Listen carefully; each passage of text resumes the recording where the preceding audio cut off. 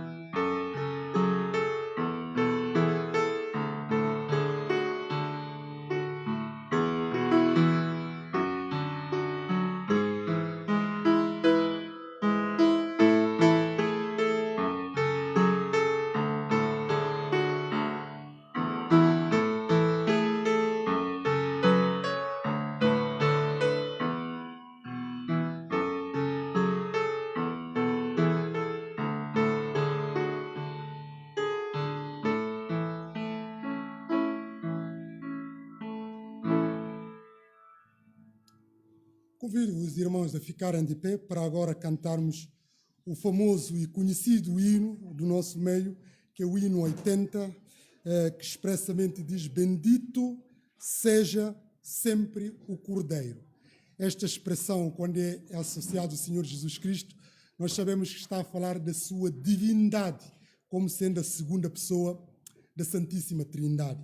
Mas nós também sabemos que foi essa expressão que, quando o Senhor Jesus Cristo estava a entrar em Jerusalém, que a multidão que rendia-lhe honras diziam: bendito o que vem em nome de Deus, hosana nas alturas.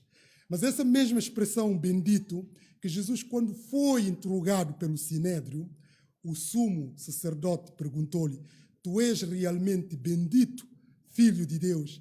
Ele respondeu: assim o dizes.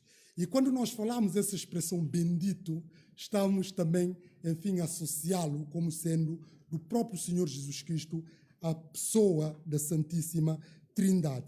E esse tributo que nós vamos agora render também espelha a própria mensagem, o hino, de que todos, sem exceção, todos os povos, todas as culturas, sexos diferentes, realidades diferentes,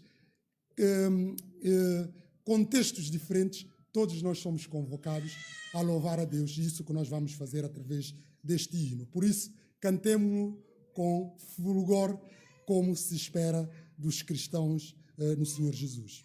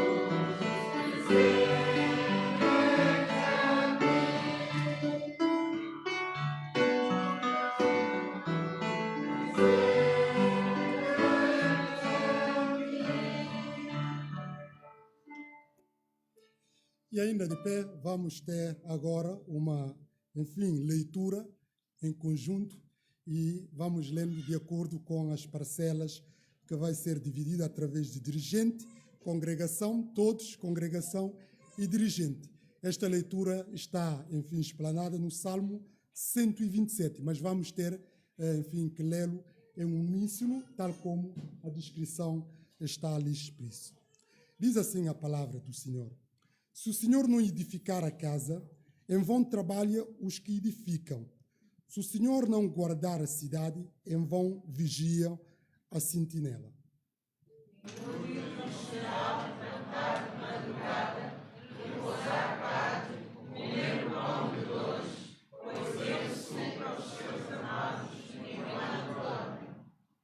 Eis que os filhos são a herança da parte do Senhor, e o fruto do seu ventre será guardado.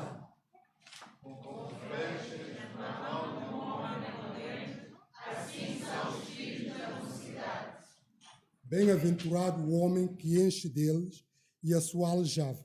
Não serão confundidos quando falarem com os seus inimigos à porta. Que assim seja, tal como lemos. Convido os irmãos a se sentarem e vamos cantar novamente um segundo hino, que é o hino 590, Em Cristo seja o lar edificado. Nós sabemos que se Deus não guardar a nossa casa, não guardar as nossas famílias, em vão todo o nosso esforço para tentar preservar a nossa família. E sabemos que o Instituto da Família tem sido objeto de muitos ataques através de práticas e leis infames que visam, em última instância, enfim, deformá-la, destruí-la, mas nós sabemos em quem temos crido e também sabemos que é Deus que tem a faculdade última de poder proteger-nos desses malefícios que vai surgindo em torno da família. Por isso vamos cantar este hino, interiorizando também a sua mensagem: em Cristo seja o lar edificado.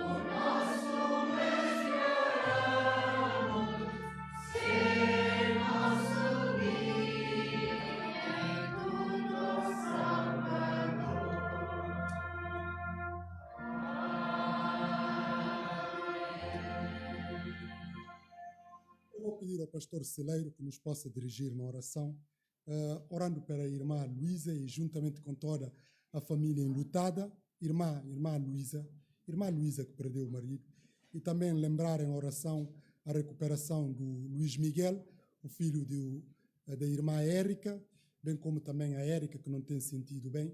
Lembrar irmãos que estão doentes e também aqueles que estão a viajar, tanto de ir para férias como voltar, bem como todas as outras situações que nós não conhecemos e também os dízimos e ofertas. São muitos assuntos, mas espero que o pastor, enfim, possa resumir isto numa breve oração.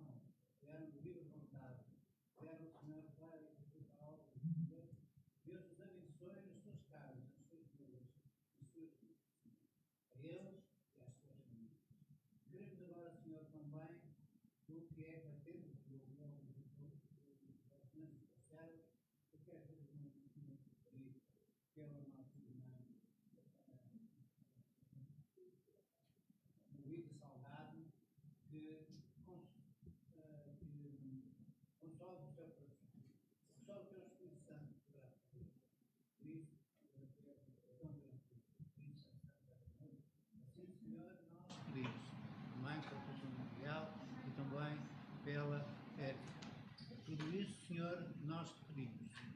E que abençoes, Pai Santo, Pai do amor, Senhor, o nosso irmão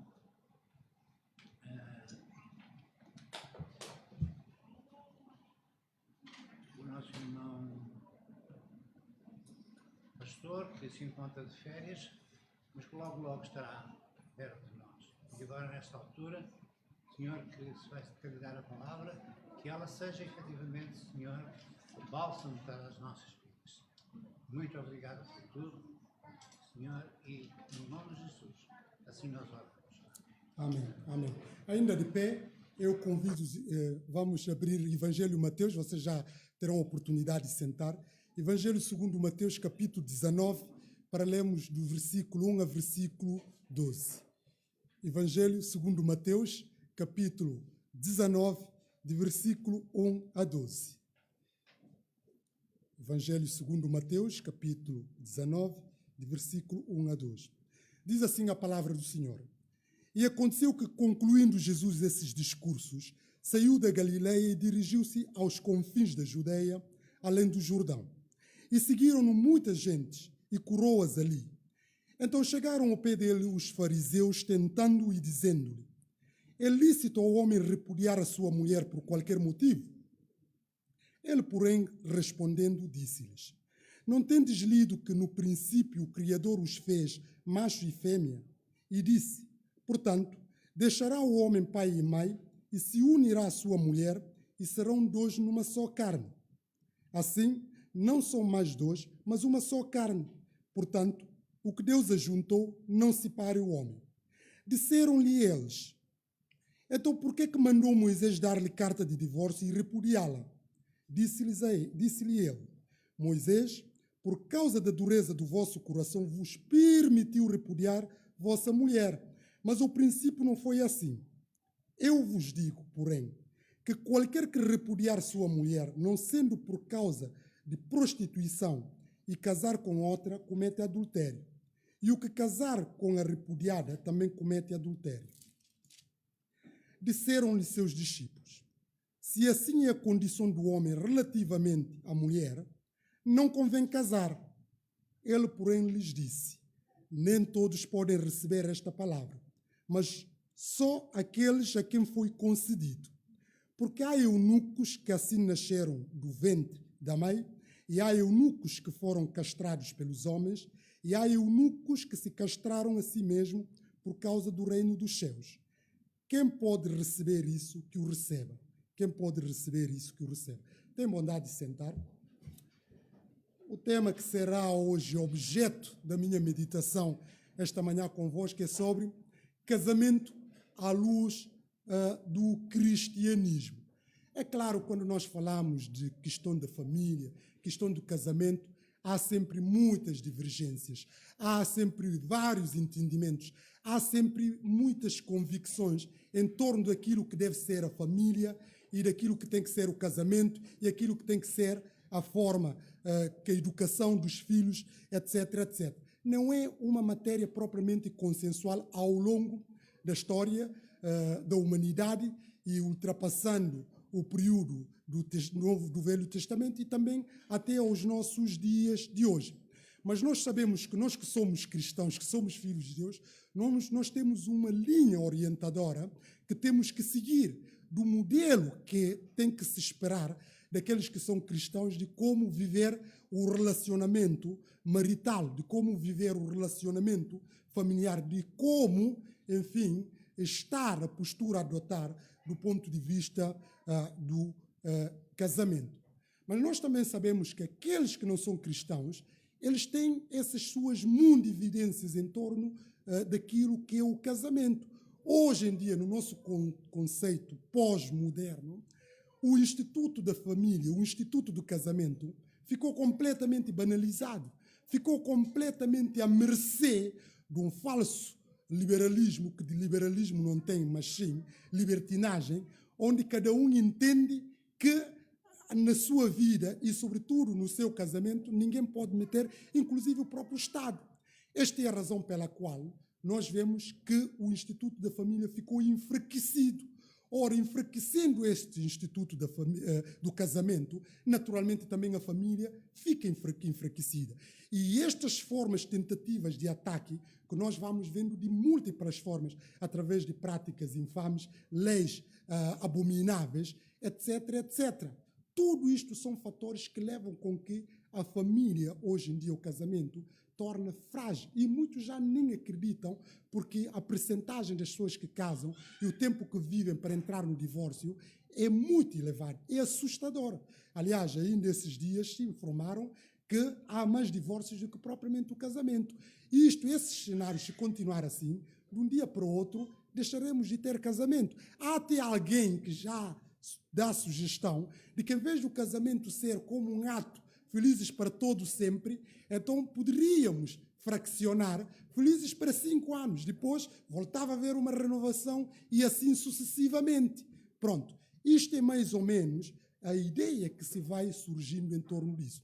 Mas nós sabemos também que, com a afirmação, com o advento do feminismo e, sobretudo, neofeminismo, a afirmação da mulher na sociedade, esta afirmação acabou por criar uma ruptura no seio familiar, porque muitos homens não conseguiram saber lidar com esta afirmação da mulher. Isto fez com que instalou uma anarquia no seio do lar, porque o homem que, a nível do século, enfim, entendia que era o chefe da família, e esse conceito de chefe da família, de autoridade máxima na família, é questionado, sobretudo, pelas mulheres ou círculos neofeministas. Ora, essa não aceitação, porque o homem quer reclamar o papel da autoridade, a mulher nega essa autoridade, isso gera uma desestabilização no seio do lar, e, em consequência disso, as pessoas não se suportam, não se toleram e entram na linha de ruptura e na linha do divórcio. Mas nós sabemos que não é isso o desígnio dos cristãos, não é isso que deve esperar a postura dos cristãos, porque nós temos a bitola que temos que seguir, tal como nós vamos agora cingir. Desde logo, nós vemos aqui logo no início, enfim, aflorando o texto que foi objeto da nossa leitura, diz assim: aconteceu que, concluindo Jesus esses discursos, saiu da Galileia e dirigiu-se aos confins da Judeia, além do Jordão. Nós sabemos que Jesus Cristo era galileu, era dali que ele cresceu, é daí que ele viveu, é dessa zona que ele exerceu parte significativa do seu ministério. Mas apesar de tudo, que essa circunscrição do norte da Galileia, que é um sítio, do ponto de vista do povo de Deus, desprezível, não é propriamente sítio nobre. Mas é ali que o Senhor Jesus habitou temporariamente para cumprir o seu ministério. Mas nós vemos que durante todo esse percurso, Jesus Cristo findou esse ministério e seguiu para outra circunscrição.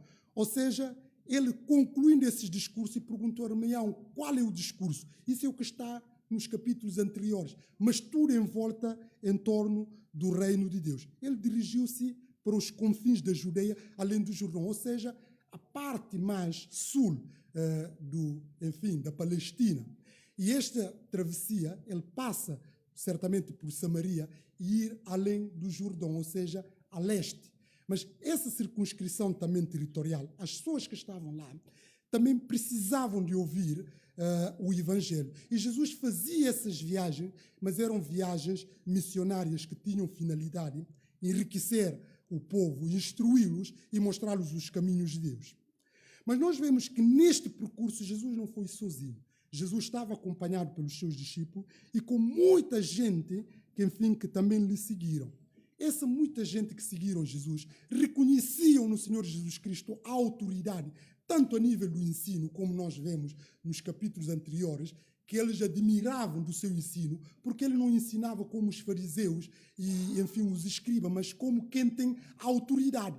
E esta autoridade ele selava também com os milagres que ele ia operando no meio do povo, porque ele curava toda a sorte das suas enfermidades, etc, etc. Tudo isto fez com que o Senhor Jesus Cristo granjeou uma simpatia, um acolhimento favorável no seio da multidão, no seio do povo, no seio, daquelas povoações.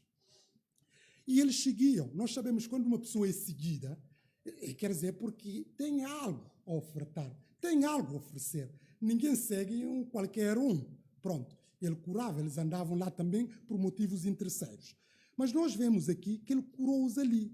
Jesus atendia às suas necessidades físicas, às suas necessidades espirituais e às suas necessidades mentais, etc, etc. Tentava suprimir essas dificuldades que eles iam enfrentando. Mas nós vemos que Jesus não só curou. Quando ele curou, surgiu aqui uma situação.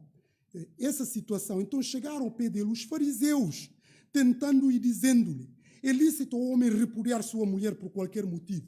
Essa gente que seguiam Jesus, o povo, também haviam lá infiltrados, haviam pessoas mal intencionadas, haviam pessoas que, intrometeram nesta caravana, mas que não estavam de boa fé. Eles não estavam para aprender de Jesus, nem estavam ali para Jesus curar as suas enfermidades, e muito menos nada, mas simplesmente queriam, arruinar Jesus Cristo. Queriam, levar Jesus Cristo a cair na tentação e, em consequência disso, ser vítima do próprio povo. Por isso, essa gente eram os fariseus, eram pessoas que eram doutores da lei, eram detentores, para falar da lei mosaica, etc, etc. Eles entraram e fizeram-lhe a pergunta. Reparem, normalmente nós sabemos que as pessoas, tendência normal, aqueles que têm a autoridade, são pessoas normalmente que têm dificuldade de fazer perguntas, porque se uma pessoa é especialista numa área, quer dizer, não faz sentido, quando digo especialista, estou a falar daquela autoridade máxima. No nosso contexto hoje, podemos chamar esses fariseus como sendo catedráticos. Um professor catedrático numa área, quer dizer, não tem necessidade de ir fazer pergunta a uma outra pessoa que ele sabe e que a priori não tem mesmo a autoridade e credenciais para aprender com essa mesma pessoa. Mas nós sabemos que, apesar do Senhor Jesus Cristo não andar numa escola como eles, normal, Jesus tinha essa autoridade, ele era sábio. Pronto. Mas nós vemos que eles foram lá e fizeram-lhe a pergunta. Mas a pergunta não era para aprender com Jesus. A pergunta não era para esclarecer, para elucidar, mas sim tentando essa tentação, noutras expressões diz experimentá-lo. E para experimentar, em consequência disso, fazê-lo que ele caia, para mostrar que ele não era aquilo que aparentemente dava a entender. Mas essa pergunta parece muito simples. É lícito ao homem repudiar sua mulher por qualquer motivo? Eu digo isto que é uma pergunta simples, a priori, se nós partimos do princípio só a pergunta. Mas nós sabemos que não era uma pergunta simples. Era uma pergunta que estava envenenada. Era uma pergunta que tinha tramóia. Era uma pergunta que tinha astúcias. E todas essas tramóias, astúcias, armadilhas, visavam, em última instância, fazer cair Jesus. Tentando. Quando as pessoas tentam nos tentar, o objetivo é para fracassarmos. O objetivo é levar-nos à ruína. O objetivo é fazer-nos envergonhar, etc, etc. E isto é exatamente isto que estes fariseus fizeram aqui. É lícito ao homem repudiar a sua mulher por qualquer motivo. Esta é a questão também que podemos remeter para nós próprios. Quer dizer, é lícito o homem repudiar por qualquer motivo. Se ainda se pergunta se é lícito o homem repudiar a sua mulher. Quer dizer, podíamos ainda haver alguma grande divergência. Mas quando se toca por qualquer motivo, quer dizer, aí já, pelo menos aqueles que são mais sensatos, poderiam começar a desconfiar. Nem todos os motivos. Isto não é só no casamento, não é só no relacionamento. Isso em qualquer tipo de relacionamento, quer dizer, qualquer motivo não é um fundamento para haver choques, para haver problemas, para haver contradições, para haver contrariedades, etc, etc. Tem que haver motivos atendíveis, justificáveis e plausíveis para desencadear um problema, para desencadear, inclusive, a separação. Mas nós vemos aqueles perguntarem lícito ao homem repudiar sua mulher por qualquer motivo. E perguntar-me por que fizeram esta pergunta. Eles já sabiam o que Jesus pensava a respeito disso. Porque no capítulo 5 deste mesmo evangelho, Jesus foi muito categórico contra divórcio. Ele foi muito peremptório. Eles já sabiam qual era a resposta de Jesus. Mas tinham duas realidades aqui patentes. Porque eles, como sabiam que Jesus já tinha uma opinião, na localidade, segundo os teólogos, que Jesus estava, nas zonas da Judeia, essas populações eram muito mais liberais a nível do divórcio.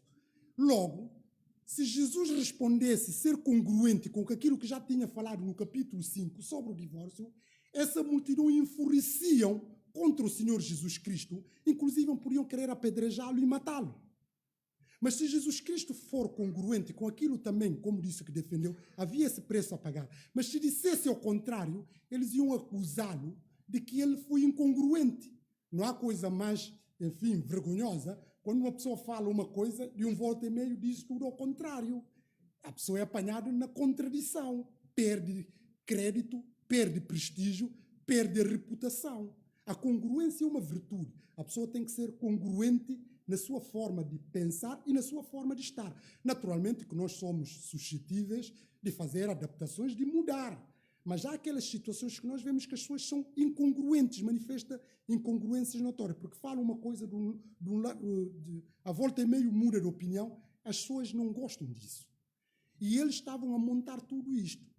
A par de também que haviam duas escolas naquela época, um que era muito permissivo em relação ao divórcio por qualquer motivo, e outra escola também era ultraconservador, que não permitia o divórcio por nenhum motivo. Havia todas essas querelas doutrinárias em torno da temática do divórcio. Mas mesmo assim, eles aliaram-se, deixaram essas divergências que tinham e juntaram para, enfim, centralizar unicamente no Senhor Jesus Cristo para poder fracassar o Senhor Jesus. Mas Jesus foi muito esperto. Porque, como eu disse, de qualquer das maneiras, se ele disser que é assim, é verdade, é lícito, eles iam, enfim, atacá-lo. Se ele dissesse o contrário, é a mesma coisa. Mas Jesus não respondeu diretamente. Isso mostra a sabedoria do Senhor Jesus, o discernimento do Senhor Jesus Cristo, aquilo também que se espera dos filhos de Deus quando são questionados. Há aquelas coisas, às vezes, que nós achamos fácil, não sabemos que são armadilha, podemos estar a cair. Por isso o apóstolo Paulo diz, se alguém cuida de estar de pé, olha que não caia, porque há muitas tramóias que normalmente são montados para ver o nosso fracasso. Mas Jesus, como é conhecedor da mente humana e conhecedor de todas as coisas, ele simplesmente respondeu. Ele, porém, respondendo, disse-lhes, não tendes lido que no princípio o Criador os fez macho e fêmea? Estamos a ler o versículo 4. Não tendes lido que no princípio o Criador fez macho e fêmea? Ou seja, Jesus foi muito categórico. Vocês não leram que ele no início, como é que foi o propósito? Claro que eles leram, porque eles eram doutores da lei, eles eram especialistas naquelas matérias, eles sabiam isso tudo de cor. Mas vocês não leram isso que está nas Escrituras. Jesus remeteu para a autoridade da Escritura. Não tendes lido que no princípio, no início, o Criador, que é Deus, o fez macho e fêmea. Mas além de fazer macho e fêmea, portanto, quer dizer, ele juntou-os novamente. Diz, portanto, deixará o homem pai e mãe e se unirá à sua mulher e serão dois numa só carne. Vocês não leram isso? Deus, quando fez Adão e fez Eva, o que é que ele fez? Ele casou-os. Ele inaugurou a instituição do casamento. Mas o objetivo disto é para que os casais vivam eternamente, vivam ao longo dos anos. Não é para, enfim, assumir compromisso e depois quebrar esse mesmo compromisso. É para viver esse compromisso até o fim. Por isso Jesus remete para aquilo que é o propósito original. Vocês não leram? Claro que eles leram. O Criador fez macho e fêmea, fez homem e mulher, como nós vamos ver. E depois, portanto, deixará o homem, pai e mãe, se unirá à sua mulher e serão dois numa só carne. Este é o propósito. Mas nós vemos que esses doutores da lei, eles subvertiam a lei de acordo com os seus caprichos carnais, de acordo com as suas convicções, de acordo com as suas ideologias. É isso que nós vemos hoje em dia, a adulteração daquilo que é a realidade original, de múltiplas formas. Deus criou macho e fêmea. Hoje em dia, nós sabemos que essas questões se questionam, sobretudo no que toca à ideologia do género, porque nega o conceito do género. E quando nós falamos isso, há um outro esforço das pessoas que não fazem essa separação, porque quando a ideologia de género prima por essas enfim, teses todas, negam essa ideologia de género, não fazem nenhuma diferença. E essas não fazer diferença, no esforço de querer dizer que todos são iguais. Mas a igualdade não põe em causa a diversidade. Todos iguais, todos diferentes. Nós sabemos que homem e mulher são diferentes. Mas nesse esforço, enfim, libertino, que alguns ainda pior tentam masculinizar as mulheres e feminizar os homens, que é um paradoxo. Quer dizer, os homens são obrigados a serem mulheres e as mulheres a serem homens. E outros ainda negam tudo isto. Não existe nem homem nem mulher. Cada um pensa o que entende, aquilo ali é uma idade de cabeça, cada um constrói aquilo que pensa. Mas nós vemos que Deus criou macho e fêmea. Aqui não tem nada a ver com a igualdade está assegurada, mas todos são diferentes no sentido que a sensibilidade que o homem tem, a mulher não tem, a sensibilidade que a mulher tem, o homem não tem. Porque se um só é igual, então por que não precisava haver dois sexos? Deus fazia só um sexo. Mas nós sabemos que Adão precisava de Eva e Eva precisava de Adão. Macho e fêmea. Mas não só ele fez, ele juntou-os, como Jesus vai respondendo aqui. Ele juntou. Por isso o homem tem que deixar o seu pai e a sua mãe e se unir à sua mulher e serão dois uma só carne. Essa instituição é sagrada. É a instituição mais importante de cada família. E tanto por esta razão, por essa errância, que isso ficou até nos dias de hoje. É claro que nós vemos cada vez mais uma inversão por causa do divórcio, porque hoje em dia as pessoas acham que são mais próximos dos seus filhos do que os seus cônjuges. E nós ouvimos até dizem, o marido e a mulher um dia vão-se, os filhos ficamos ligados para sempre. Mas o propósito original não é. Aliás, tanto por essa razão, que do ponto de vista secular, apesar de negar essas evidências originais, nós sabemos que os cônjuges têm a primazia em tudo. Quer dizer, aqueles que têm família, têm filhos, a nível de herança, a nível de... É tudo, os cônjuges, enquanto estão juntos, têm primazia a nível dos filhos. Os filhos um dia saem, vão construir os seus lares, a sua família, etc, etc. Mas os cônjuges, eles são unidos. Até porque não há duas, é só um. Se eu faço parte dos elementos que tenho no corpo, no meu corpo, é só um. Tanto a cabeça como mão, pés, é tudo um, logo não há diferença. Mas nós sabemos que os filhos não é isso. Os filhos são, enfim, progenitores, mas eles vão construindo também os seus lares. Por isso, o vínculo dos cônjuges é muito mais importante do que o vínculo consanguíneo que têm os progenitores. Essa é a razão pela qual os cônjuges têm primazia a nível da herança, comparativamente com os filhos, etc, etc. Na linha logo reta, vêm os cônjuges, depois é que vêm os progenitores dos filhos, depois vêm ascendentes, os pais, etc, etc. Ou seja, isso é para mostrar a importância cimeira que o casamento reveste. E Jesus mostra isso. Já não são mais dois, apesar de ser homem e mulher, mas é só um. Por isso essa questão hoje em dia que nós vemos igualdade, é só um, não se coloca. Mas Jesus ainda continuou nas suas considerações. Portanto, o que Deus ajuntou não separa o homem. É Deus, próprio Deus, que fez essa junção. Mas eles não convenceram com essa resposta do Senhor Jesus Cristo. Eles não ficaram satisfeitos com essa resposta. Eles não engoliram bem aquilo que Jesus ensinou do propósito original.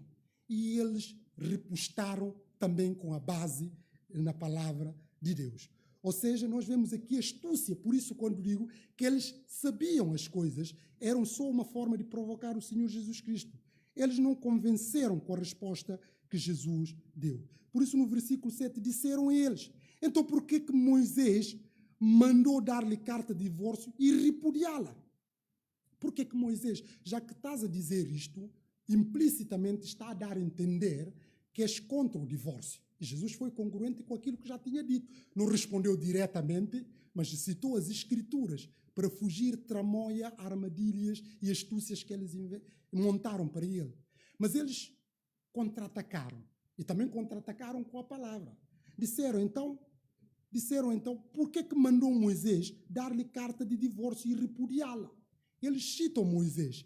E o povo que estava a ouvir aquele debate todo, apesar de gostarem de Jesus, apesar de amarem o Senhor Jesus Cristo, apesar de apreciar consideravelmente o ensino de Jesus, eles tinham mais admiração por Moisés do que propriamente por Jesus, porque Moisés era o patriarca, era a autoridade. Por isso disse, então, por que Moisés mandou lhe dar carta de divórcio e repudiá-la? E realmente, eles estavam a citar o que Moisés diz, só que com alguma inversão, com alguma camuflagem. E essa citação está contida em Deuteronômio. Deuteronômio muito explícito, que diz: se um homem escolher uma mulher e casa com ela, mas depois deixar de gostar dela, porque encontrou nela qualquer coisa que ele reprova, deve dar-lhe um documento de divórcio e mandá-la embora de sua casa. Se um homem escolher uma mulher e casa com ela, mas depois deixar de gostar dela. Deixar de gostar. Moisés foi muito permissivo em relação ao divórcio. Permitiu os homens, podiam casar, se achar que agora já a mulher não é bonita, ou se a mulher tiver alguma enfermidade, ou se porventura alguma situação lhe aconteceu e ficou deformada, já não quer. Essa ideia é libertina. E essa ideia continua ainda vigorada até os nossos dias.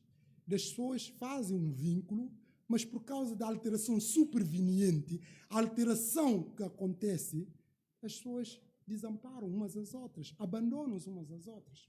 E eles citam essa lei, Deuteronômio, para poder, enfim, confrontar o Senhor Jesus Cristo com o argumento. Por que Moisés então mandou?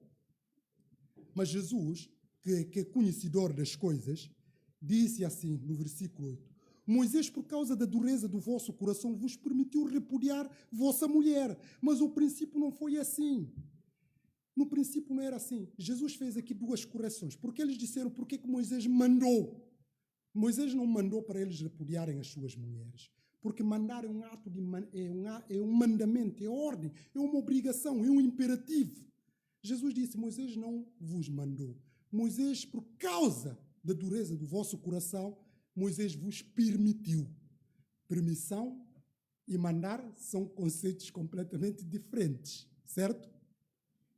São verbos diferentes. Mandar é um ato imperativo, é ordem.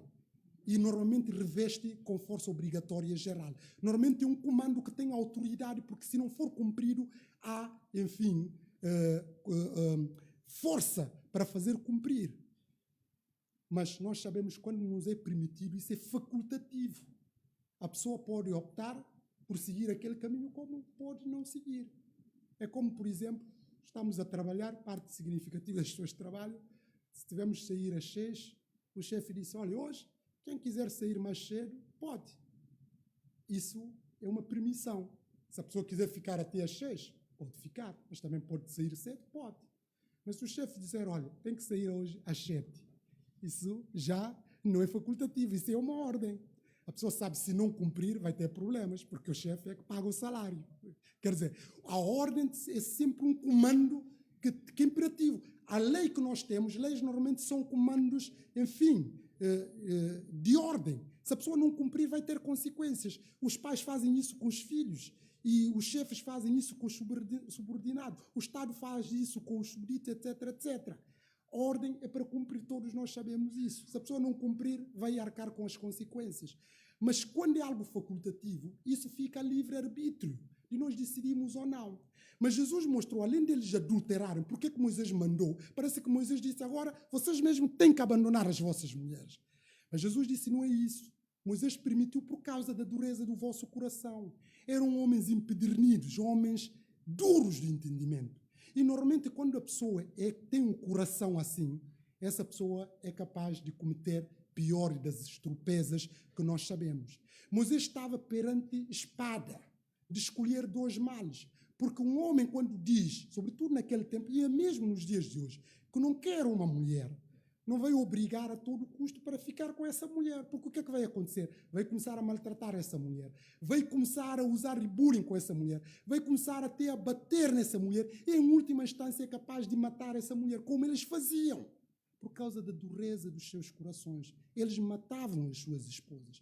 E Moisés, nós sabemos que somos contra o divórcio, mas a vida está mais importante do que o divórcio. É preferível uma pessoa divorciar do que morrer. Perante essas duas realidades, tensões, Moisés permitiu-lhe. Se a pessoa já não gosta de mulher, é preferível que lhe dê carta, que lhe repudia, do que chegue ao ponto de matá-la. Quantas mulheres que são vítimas, inclusive, dessas situações? Porque quando o homem já não gosta, quer dizer, aquilo ali, não há nada que possa minar isto. Ainda recentemente nós tivemos situações que nos chocam, de um homem que matou a sua namorada, que estava grávida há 8 meses. Quer dizer, sim, um duplo, homicídio. Que isso escandaliza-nos. Mesmo até agora, quantas mulheres que já morreram nas mãos dos seus homens. Esse coração duro leva a insensibilidade, leva a pessoa a adquirir comportamentos monstruosos, comportamentos censuráveis, comportamentos que não parecem ser humanos. Por isso, Moisés, por causa dessas tensões, Moisés deu essa permissão. Se já não querem, é melhor repudiar. Mas não mandou. Mas Jesus mostrou que no início não era assim. Este não era o desígnio que Deus planeou para o homem. Não é para casar e depois divorciar. Porque quando as pessoas vão casar, fazem voto de viver a fidelidade até o fim. Na alegria, na tristeza, na doença, na dor, na posse, em tudo nós fazemos esses votos. Aquela pessoa, nós temos um compromisso perante o Estado, perante a sociedade e perante Deus para ir com essa pessoa até ao fim. Mas nós, infelizmente, nós sabemos que não é isso que acontece. Eu tive a ver motivos que são invocados hoje em dia para o divórcio, são motivos mais banais, mais triviais. Eu tive a registrar, nomeadamente, a infidelidade financeira, expectativas de vida incompatíveis, são argumentos são invocados, vícios, quando um dos cônjuges tem vícios, ausência de sexo, falta de diálogo, dificuldades financeiras, interferências externas, nomeadamente de familiares ou de um dos cônjuges, ou dos amigos também, falta de liberdade, um dos cônjuges, formula que já não tem liberdade ou que é condicionada, perda de confiança, diferenças inultrapassáveis, tanto na educação dos filhos como na gestão do lar, etc, etc. São estes motivos que normalmente são invocados para as pessoas se separarem. E muitos destes motivos são motivos banais. Porque se nós fazemos voto de dar assistência a uma pessoa, mesmo que essa pessoa está numa situação de desvantagem, nós temos que procurar a todo custo ajudar essas pessoas. Mas nós sabemos que as pessoas abandonam umas às outras na doença, porque um dos cônjuges ficou doente e já não consegue, ou porque perdeu o emprego. Tinha um estatuto de vida, de alguma forma, deixa de ter esse emprego, um já não está para tolerar aquela situação, de passar por dificuldades, por privações. Outros, por razões até tive a ver de questão de impotência, disfunção. Outro não, quer dizer, são motivos muitos, fúteis, que não correspondem àquilo que eu dizia. Mas é isso que nós vemos. Por isso eles fazem essa contra-argumentação. Porque é que Moisés mandou? Mas Jesus disse que Moisés, por causa da dureza do vosso coração, vos permitiu repudiar a vossa mulher. Mas ao princípio não foi assim. Não é o desígnio de Deus que as pessoas casem e fiquem a separar. Porque a separação tem grandes implicações na vida das próprias pessoas, na vida dos filhos, se existirem. Porque depois os filhos ficam também desorientados por um tempo e isso tudo tem repercussões da própria sociedade, etc, etc. No início não foi assim.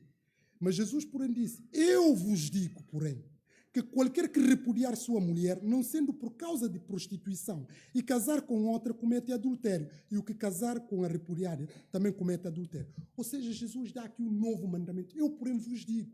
Quando Jesus disse eu, porém, vos digo, está a assumir a autoridade.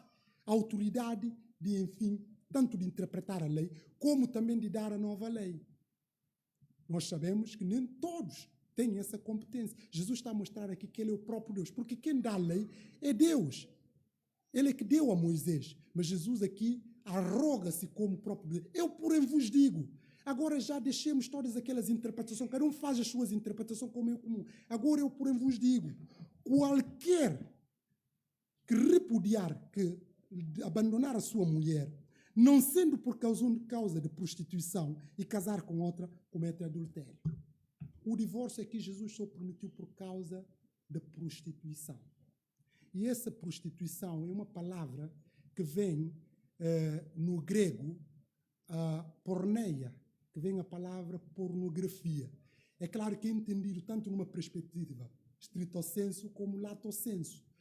Porque aqueles que entenderam que no estrito sensu fala de fornicação, a ideia de fornicação. Mas se é numa abrangência mais lato sensu, é imoralidade sexual. Aliás, a tradução do português corrente está lá, imoralidade sexual. E esta imoralidade sexual envolve tudo aquilo que tem a ver com vícios sexuais. A começar com a prostituição, a homossexualidade, o incesto, a orgias, o adultério, enfim, todas essas práticas aberrantes que envolvem e encerram aquilo que é a imoralidade sexual. Só nestes casos que é permitido o divórcio. Se não for neste caso, então a pessoa comete uma infração grave. E Jesus faz aqui uma correção. E a correção que vincula todos os cristãos, todos os filhos de Deus. Eu, porém, vos digo que qualquer que repudiar sua mulher, não sendo por causa de prostituição, e casar com outra comete adultério. O que casar com a repudiar também comete adultério. Ou seja, Jesus faz aqui essa diferenciação. Mas há uma dupla correção que Jesus novamente fez. Se de um lado Jesus não veio para contrariar a lei, mas para cumpri-la, do outro lado, todas as más interpretações que eram feitas da lei, Jesus corrigiu. Da mesma forma, aproveitou para instaurar o período da nova dispensação, o período da graça.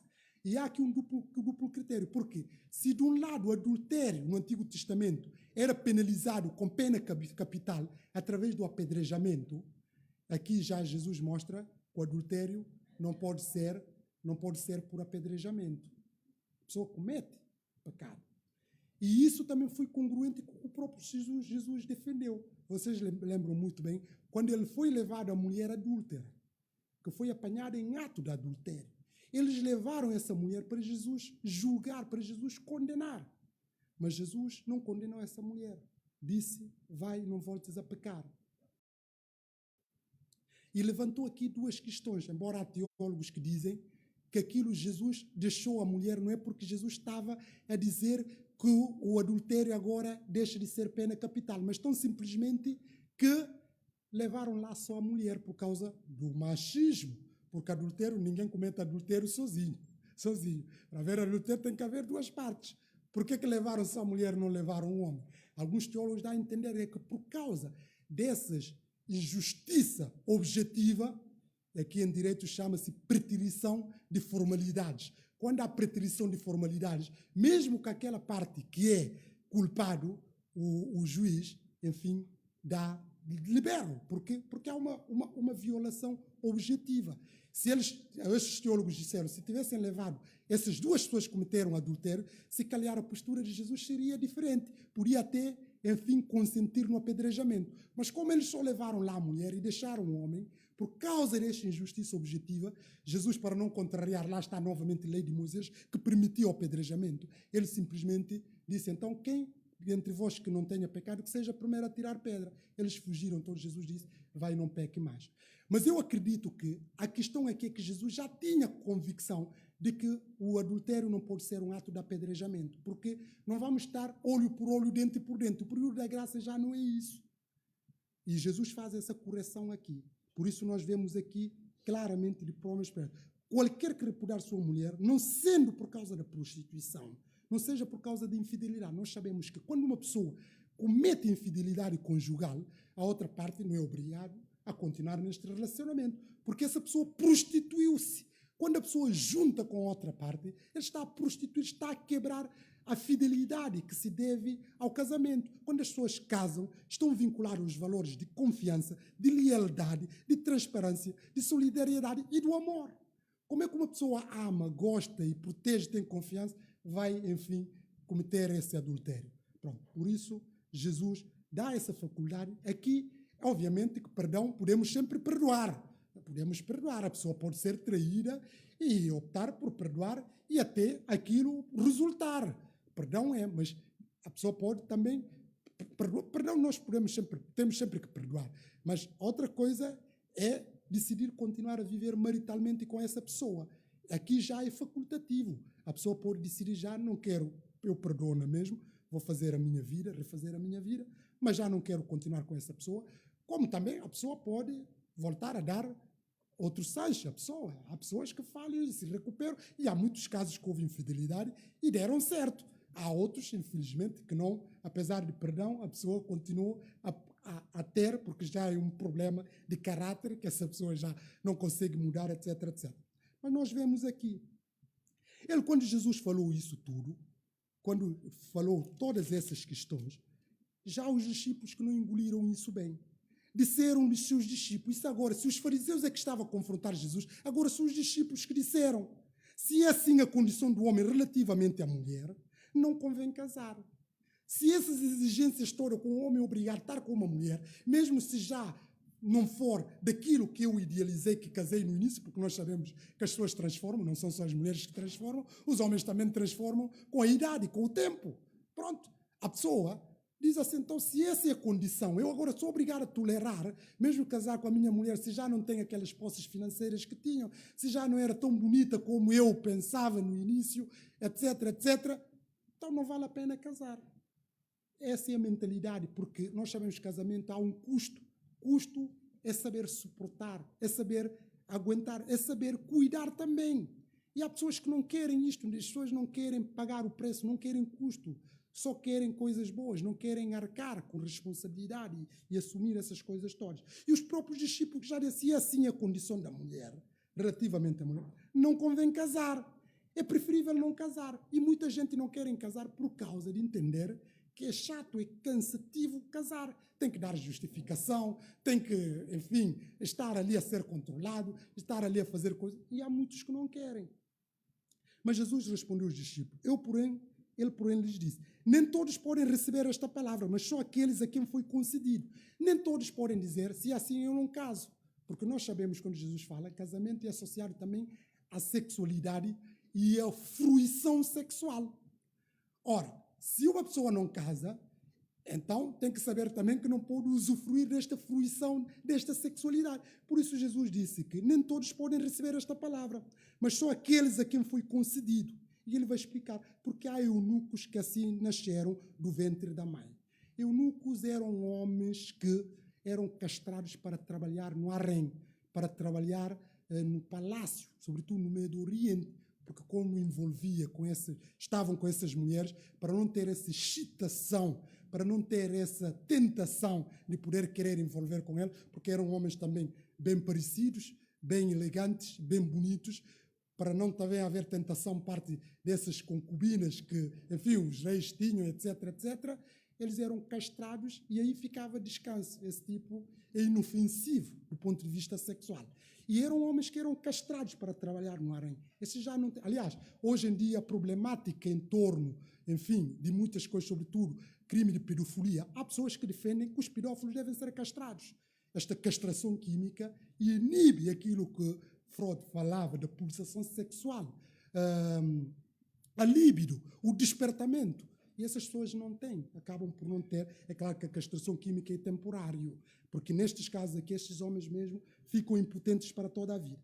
Mas Jesus disse-lhe claramente, tem 3 condições, porque há eunucos que assim nasceram do ventre da mãe, outros que vieram também assim, que nasceram porque eles nasceram, não têm essa pulsação sexual, eles conseguem viver sem sexo, são frígidas, pessoas, enfim, que são frígidas, que não têm o desejo sexual. Eles já nasceram assim, do ventre da sua mãe. E há eunucos que foram castrados pelos homens, e há eunucos que se castraram a si mesmo por causa do reino de Deus. Ou seja, há 3 naturezas, aqueles que nasceram, que não têm esse desejo sexual, outros que têm, mas foram castrados pelos homens, e há outros também que decidiram deliberadamente viver sem sexo ou viver sem fazer sexo.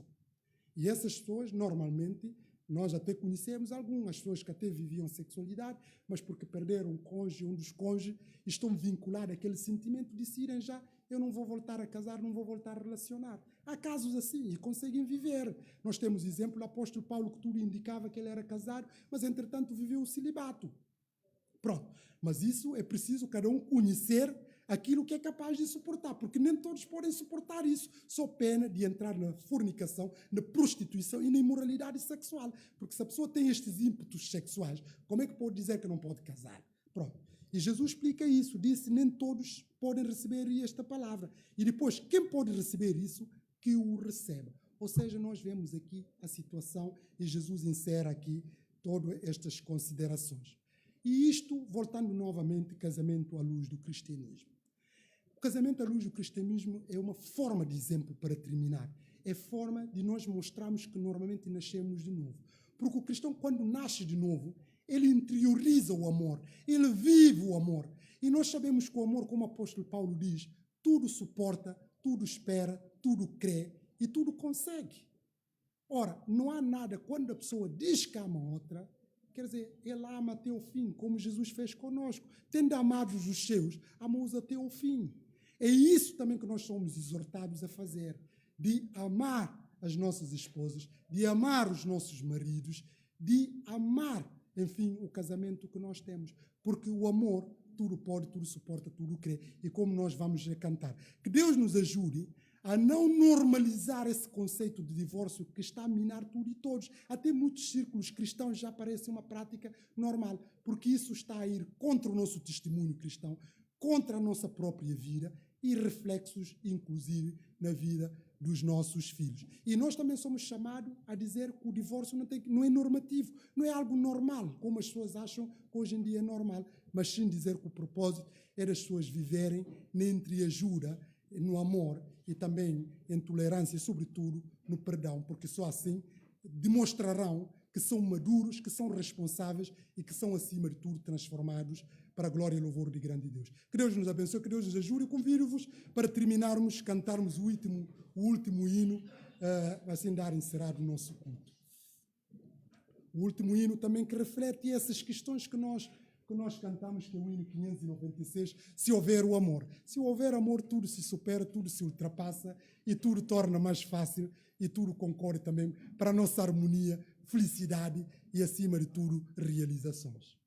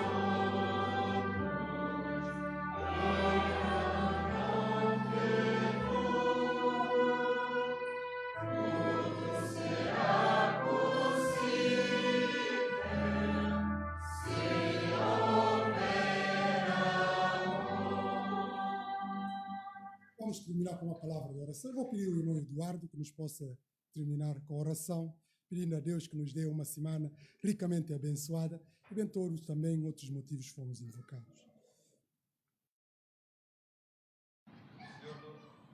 Senhor Deus, nosso Pai, obrigado, Pai Santo, pela Sua palavra para nós, pela fé que foi falada pelos casamentos, Senhor. Porque, Senhor Pai, nem tudo que vai bem em nossas vidas, no seio do casamento, no seio da família, mas Tu és Deus zeloso, Deus que cuida, Deus da amparo. Tu sabes todas as circunstâncias das nossas vidas, Senhor. Por cada casal, cada família, Pai, Tu sabes, mas não a nós, Pai, somente a Ti. É que nós pedimos todas as forças, que a Sua misericórdia, a Tua compaixão para conosco, Pai. É verdade, sabemos que nós não somos vencedores, porque Tu és Deus que cuida, Deus que consola, Deus que fortalece. E mandaste teus filhos, o Filho unigênito veio ao mundo para que nos engastasse nossos pecados. Mas por Tua graça, por Teu amor, Senhor, somos mais merecedores, Senhor. E com esse intuito, Senhor, nós Te invocamos para que o Teu nome seja engrandecido e seja louvado. E grato pelo que somos, Pai, por essa Tua palavra. É por isso que nós te pedimos, Pai. Pedimos Tuas bênçãos divinas, Tua graça maravilhosa, por Sua misericórdia, toda para sempre conosco. Também, Pai, pedimos para todos visitantes que vêm nos visitar, Senhor. Pedimos que Tu abençoes pela sua família e pelo regresso, Pai, combustível. Que alguns vêm de férias, mas, Pai, Tu cuidam e sustentam, Senhor, para a sua estadia aqui em Portugal. Pai Santo, Pai da graça, Pai eterno, nós Te pedimos nesse momento, Senhor, e nesse tempo separado, Pai, leva-nos em paz, os nossos lares, que Tua bênção divina seja em todo mundo. Assim, Pai, nós Te oramos e pedimos em mãos pela mão de Jesus, nosso Salvador. Amém. Amém, amém. Já agora tem bondade de sentar enquanto vamos ouvir o pós-lur, dizer que temos visitantes que eu não fiz menção, mas espero que estejam todos bem, de forma muito especial. Temos ali Isabel, que pronto, está aqui de férias, estava fora, e também outra Isabel também, que está todos bem-vindos e que Deus todos nos abençoe. Vamos ouvir agora o pós-lúdio.